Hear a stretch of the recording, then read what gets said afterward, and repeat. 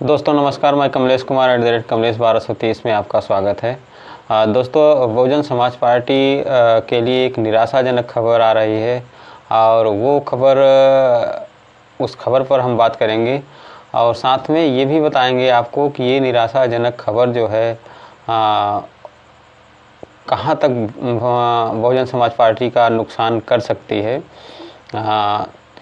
तो पहले बता देते हैं कि वो निराशाजनक खबर क्या है। वो निराशाजनक खबर जो है वो बहुजन समाज पार्टी के लिए ये है कि बहुजन समाज पार्टी को जो राष्ट्रीय पार्टी का दर्जा मिला है वो जो है समाप्ति की कगार पर लगभग पहुंच चुका है। तो आइए समझते हैं कि यदि राष्ट्रीय पार्टी का दर्जा समाप्त हो गया तो बहुजन समाज पार्टी को क्या नुकसान होगा, अथवा राष्ट्रीय पार्टी का दर्जा मिलने के बाद किसी पार्टी को क्या फ़ायदा हो सकता है, क्या फ़ायदा होता है। लोकसभा चुनाव 2024 में जो नतीजे आए हैं वह बहुजन समाज पार्टी के लिए निराशाजनक रहे हैं। पार्टी लोकसभा में एक भी सीट नहीं जीत पाई है। लोकसभा में कोई निर्वाचित सांसद नहीं होने और इस आम चुनाव में वोट शेयर घट करके 2.04% होने के बाद बसपा जो है राष्ट्रीय पार्टी होने का दर्जा जो है वो खो सकती है। एक द इंडियन एक्सप्रेस की खबर के मुताबिक आम चुनाव के बाद चुनाव आयोग द्वारा दी जाने वाली पारंपरिक समीक्षा में देश में एक मात्र राष्ट्रीय स्तर की पार्टी जो है दलित पार्टी बहुजन समाज पार्टी अपना राष्ट्रीय दर्जा खो सकती है। सूत्रों के मुताबिक चुनाव आयोग 2024 के चुनावों की सांख्यिकी रिपोर्ट प्रकाशित होने के बाद समीक्षा प्रक्रिया शुरू करेगा, जो 1 महीने के भीतर होने की उम्मीद लगाई जा रही है। वर्तमान में 6 राजनीतिक दलों को चुनाव आयोग द्वारा राष्ट्रीय दलों के रूप में मान्यता दी गई है, जिसमें भारतीय जनता पार्टी है, बहुजन समाज पार्टी, कांग्रेस है, आम आदमी पार्टी है, नेशनल पीपुल्स पार्टी है और सीपीएम, जो बीएसपी को 1997 में राष्ट्रीय पार्टी का जो है के रूप में उनको मान्यता दी गई थी।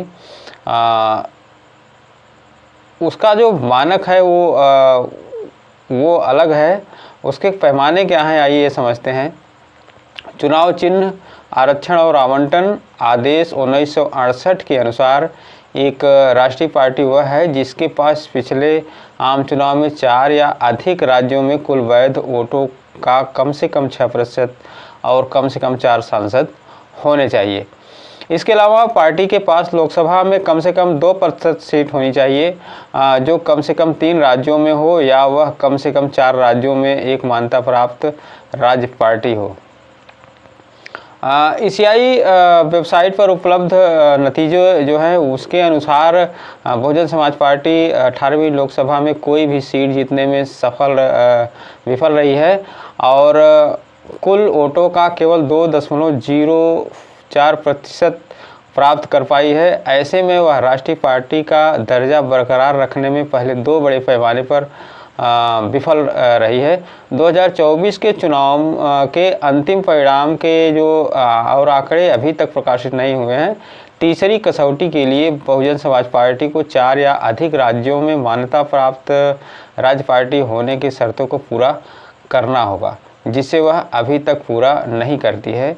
2019 और अब के बीच में हुए सभी राज्य विधानसभा चुनावों में बहुजन समाज पार्टी केवल उत्तर प्रदेश में राज्य पार्टी होने का के मानदंडों को जो है पूरा करती है, जहां उसने 2022 में राज्य चुनाव में 12.88% वोट जीते थे। 2024 के लोकसभा चुनाव में भी बसपा ने राज्य पार्टी के मानदंडों को पूरा किया। उत्तर प्रदेश में पार्टी को 9.39% वोट मिले हैं। राज्य स्तरीय पार्टी होने के लिए जो पैमाना है वो आदेश के अनुसार, ईसीआई के आदेश के अनुसार एक राज्य पार्टी वह है जिसे राज्य में कुल वैध वोटों का कम से कम 6% और कम से कम 2 विधायक मिले हों। इसके अलावा या तो पार्टी को पिछले लोकसभा चुनाव में राज्य के बड़े कुल वैध वोटों का कम से कम 6% और उस राज्य में कम से कम एक सांसद या विधानसभा की कुल सीटों का कम से कम 3% या 3 सीटें, या लोकसभा में उस राज्य को आवंटित प्रत्येक 25 सीटों के लिए कम से कम एक सांसद या उस विशेष राज्य के विधानसभा चुनाव या पिछले लोकसभा चुनाव में कुल वैध वोटों का कम से कम 8% मिला हो। ये है राज्य पार्टी होने का दर्जे का मानक जो है। वैसे तो अगर देखा जाए तो 2014 में ही बहुजन समाज पार्टी राष्ट्रीय पार्टी होने का दर्जा जो है वो खो सकती थी, परंतु जो है ईसीआई के जो नियम थे 2014 में वो बदल दिए गए थे। इसके बाद बसपा को एक बड़ी राहत मिली थी।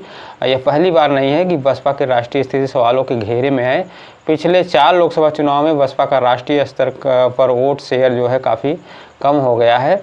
2009 में पार्टी को 6.17% वोट शेयर के साथ 21 सीटें जीती थी, लेकिन 2014 में इसकी सीटों की संख्या 0 और 4.19% वोट शेयर पर सिमट गई थी।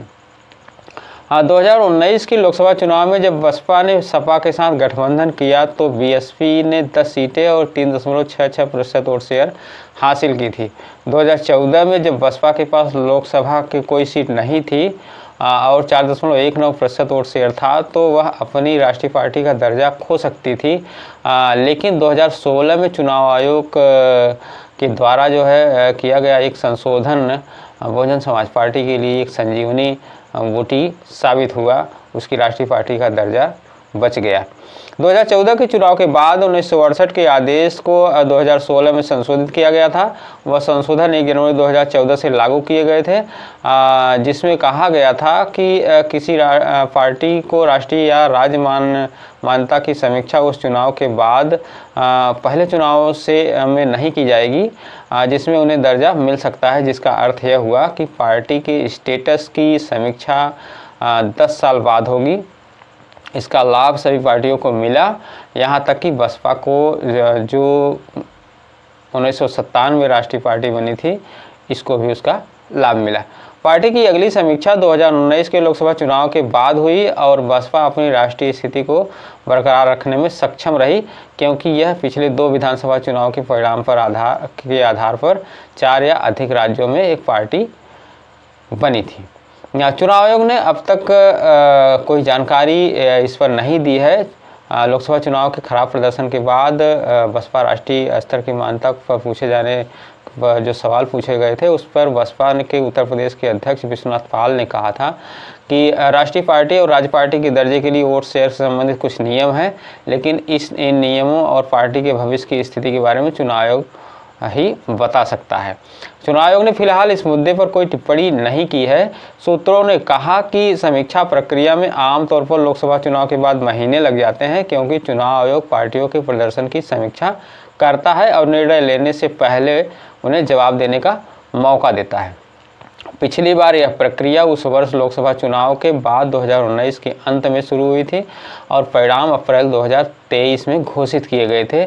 इस दौरान आम आदमी पार्टी को राष्ट्रीय पार्टी का दर्जा मिला था 2023 में जब परिणाम घोषित किया गया था उसके बाद, और भारतीय कम्युनिस्ट पार्टी, राष्ट्रवादी कांग्रेस पार्टी और तृणमूल कांग्रेस हार गई थी और उनके राष्ट्रीय पार्टी का टैग जो है वो छिन गया था। आइए समझते हैं कि राष्ट्रीय पार्टी होने से फायदे क्या होते हैं। एक राष्ट्रीय दल के रूप में एक राजनीतिक पार्टी को कुछ फायदे होते हैं, जिसमें देश भर के उम्मीदवारों के लिए उनके सामान्य चुनाव चिन्ह के उपयोग की गारंटी, दिल्ली में कार्यालय के लिए ज़मीन या आवास, मतदाता सूची की मुफ्त प्रतियां और चुनाव के दौरान रेडियो दूरदर्शन पर एयर टाइम शामिल है। वहीं राज्य पार्टियों के मामले में उन्हें अपने संबंधित राज्यों में मतदाता सूची की मुफ्त प्रतियां और सार्वजनिक प्रसारकों के क्षेत्रीय केंद्रों में प्रसारण का समय दिया जाता है। राष्ट्रीय पार्टियों का इतिहास क्या रहा है? 2019 के चुनाव में 7 राष्ट्रीय दलों ने चुनाव लड़ा था। Bharatiya Janata party, Congress, Basapa, CPI, CPIM, NCP और एनआईटीसी। वहीं कुल 674 पार्टियां चुनाव मैदान में थी। अखिल भारतीय तृणमूल कांग्रेस को 2016 में एक राष्ट्रीय पार्टी का दर्जा प्राप्त हुआ था। हालांकि परिणाम आने के बाद तृणमूल कांग्रेस टीएमसी, राष्ट्रवादी कांग्रेस पार्टी एनसीपी और भारतीय कम्युनिस्ट पार्टी सीपीआई ने अपना राष्ट्रीय पार्टी का दर्जा खो दिया, यानी इन लोगों ने अपने राष्ट्रीय पार्टी का दर्जा पहले ही खो चुके हैं। 2014 की लोकसभा चुनाव की बात की जाए तो 464 राजनीतिक दलों ने प्रतियोगिता में भाग लिया था, जिनमें से 6 राष्ट्रीय पार्टियां थी: भारतीय Janata party, Congress, CPI, CPIM, NCP और बीएसपी। तो ये थे जो है पहला चुनाव। कुल 53 राजनीतिक दलों ने लड़ा था, जिनमें से 14 को राष्ट्रीय दल माना गया। वहीं दूसरी पार्टियों को राज्य आधारित दल माना गया। भारतीय चुनाव आयोग द्वारा प्रकाशित किताब लीप ऑफ द फेक के अनुसार 1953 के चुनाव से पहले 29 राजनीतिक दलों ने राष्ट्रीय पार्टी का दर्जा देने की मांग की थी। और उस किताब के अनुसार अगर बात करें तो किताब में लिखा है कि उनमें से केवल 14 को दर्जा देने का निर्णय लिया गया था। हालांकि चुनाव परिणाम के बाद उनमें से केवल 4 को राष्ट्रीय दर्जा बरकरार रखने की अनुमति दी गई। 1953 तक 4 राष्ट्रीय पार्टियां थी: कांग्रेस, प्रजा सोशलिस्ट पार्टी ऑफ किसान मजदूर पार्टी में विलय के बाद बनी सीपीआई और जनसंघ। जिन पार्टियों ने अपना राष्ट्रीय टैग खो दिया है वे थी Akhil Bharatiya Hindu Mahasabha, Akhil Bharatiya Jana Sangh, revolutionary socialist party, all India scheduled caste federation, all India forward bloc और all India forward bloc, Krishak Lok Sabha party, Bolshevik party of India BPI और आरसीपीआई, सोशलिस्ट पार्टी और किसान मजदूर पार्टी ने पहले चुनाव अलग अलग लड़ा था और बाद में उनका विलय होकर प्रज्ञा सोशलिस्ट पार्टी बन गई। तो ये था राष्ट्रीय पार्टियों का इतिहास। काफ़ी ने अपना टैग खो दिया है। अब बहुजन समाज पार्टी के ऊपर ये खतरा मंडरा रहा है। फिलहाल देखते हैं कि बहुजन समाज पार्टी चुनाव आयोग का क्या निर्णय होता है। चुनाव आयोग का जो नियम कहता है उसके अनुसार ये देखा जाए तो बहुजन समाज पार्टी के लिए मौके बहुत कम हैं राष्ट्रीय पार्टी के दर्जे बचाने के लिए। फिलहाल देखते हैं कि चुनाव आयोग की समीक्षा कब होती है और इस पर क्या होता है निर्णय चुनाव आयोग का। क्या राष्ट्रीय पार्टी का दर्जा बहुजन समाज पार्टी का बचता है या समाप्त हो जाता है। फिलहाल इस वीडियो में इतना ही। यदि हमारे चैनल को सब्सक्राइब नहीं किया, सब्सक्राइब करके बेल आइकन जरूर दबाएं। अपनी राय हमें कमेंट करके जरूर दें। तब तक के लिए नमस्कार।